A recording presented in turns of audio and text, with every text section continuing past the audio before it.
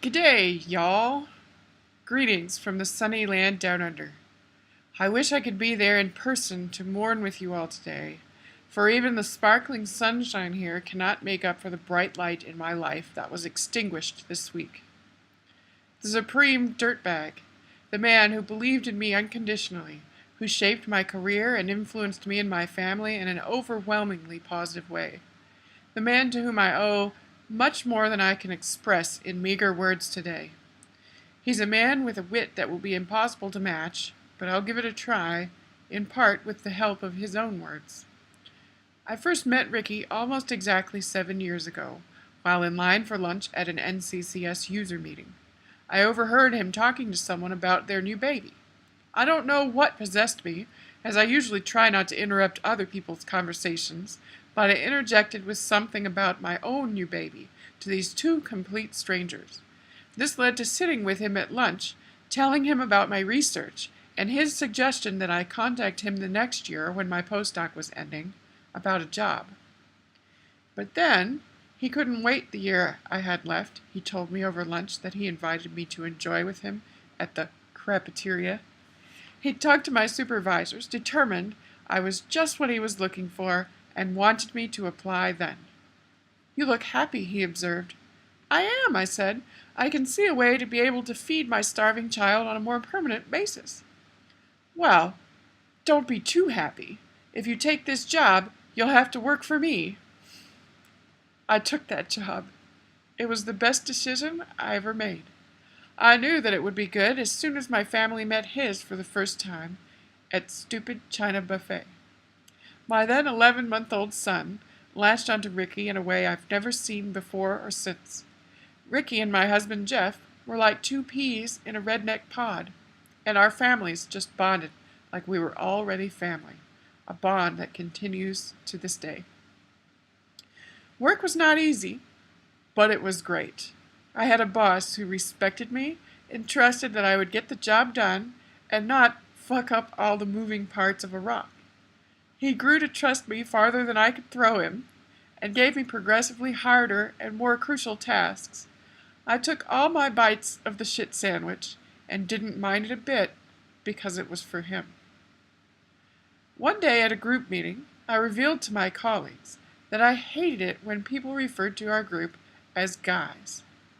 After all, if somebody wanted to talk to someone who was both an expert on both smoothing and continuation methods for global optimization and ulnar nerve entrapment, you wouldn't point them to the guy over there in the turquoise blouse, now would you? "Well, what are we supposed to say?" someone asked. How about group, folks, people, team, dirtbags?" offered someone in the peanut gallery. And that, friends, is how the term dirtbag was coined. It took on a life of its own. We were the Psychop dirtbags, and he, our fearless leader, was the supreme dirtbag. He loved being called dirtbag, and was addressed in that way so much that my young son honestly believed it was his name. One day, when we were talking about Ricky, Vinny asked me who that was. I told him it was another name for dirtbag. "That's a silly name for dirtbag," he commented. This term of affection became a badge of honor at SC10, where only the best were given an SC10 dirtbag badge to wear proudly. Ricky wore every badge proudly. "Fat, stupid, and ugly," he would reply when asked, "How are you?" I gently suggested that maybe rather than fat, he was simply full of elemental awesome. He just took up that much space because otherwise there would not be enough room for all the awesome. "Yes, dear," he said to me in mock obsequiousness. But Ricky had a true affinity for honesty and preferred to keep it real. It was a matter of pride that, despite the professor, who said he'd never amount to anything because he was fat, that he had earned a PhD and went on to become one of the most influential movers and shakers in HPC. Although he would never brag about it, he really was a larger-than-life force in the high-performance computing world, a man whose knowledge and expertise was well known and well respected, and whose decisions and strategies will continue to shape the HPC world well after we're all gone too. One of his biggest legacies was the student cluster competition. This 48-hour non-stop showdown in which teams of undergraduates run scientific applications on supercomputing clusters that they've designed and built was the brainchild of Ricky and a few other co-conspirators. It was exactly something that would have blown his skirt up. It involved mentoring kids to learn the important HPC skills that you can't pick up in school. He beamed with parental pride when I told him I was taking Australia's first ever team to the competition. And I'm currently trying to find a way to memorialize him with an endowment to support the competition. In addition to being so central in his profession, he was a larger-than-life influence on so many people's lives. The tears roll down my cheeks as I read all the tributes to Ricky that keep coming up on Facebook.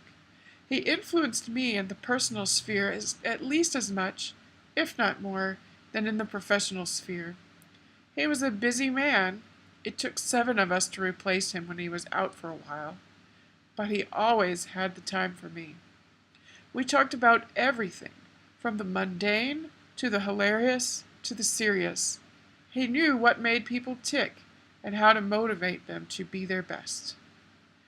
As everyone who loves him knows, he was outwardly gruff and a little bit scary, but marshmallow soft on the inside. My son's reaction when first meeting him was proof of that. He was always looking out for the little guy, and a staunch advocate for the advancement of women and minorities. He was always on the side of truth and justice. Choice words of the 4-letter variety, although plentifully dispensed, were never directed abusively at the listener. They were instead woven into poetry with an eloquence that I cannot ever hope to reach, to create colorful expressions of all kinds. There are plenty of good ones I remember. For example, we fantasized about sending a gay pride necktie to a homophobic relative of mine who needed to wear a tie to keep the foreskin from covering his head. Although many of the particularly expressive turns of phrase are unfortunately lost to time. "I'll be hard to miss," he'd always rejoin her when you'd say that you'd see him later. That was technically true then, but today it is categorically false. You're impossible not to miss, my dearest Dirtbag. Last week, this shit rolled down the hill onto us at the bottom. It could always get worse, I suppose, although at this point, I would welcome you sitting on my lap. You turned our lives in different directions than they would otherwise have gone, and changed the game for good. The prospect of life without you there scares me, and I'm fearless. But, as Jeff said to me, you will live on forever in all of us.